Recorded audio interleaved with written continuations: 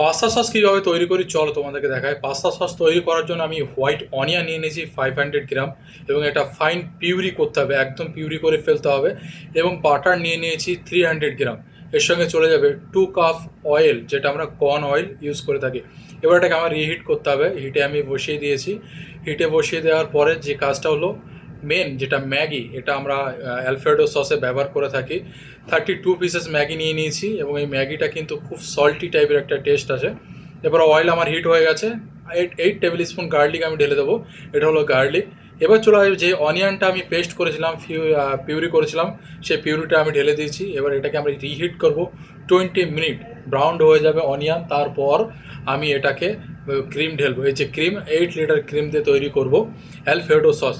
তো ম্যাগির সঙ্গে আমি দিয়ে দেবো white paper, 3 table spoon white paper চলে যাবে। এবং এই সসটা কিন্তু অনেক পপুলার একটা সস, এবং এই পাস্তাটা খেতে খুব সুন্দর লাগে।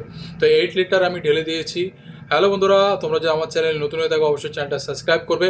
আমার ডিউটি শেষ, ক্যাফেতে সেটা কফি নিয়ে নিলাম। Bye bye.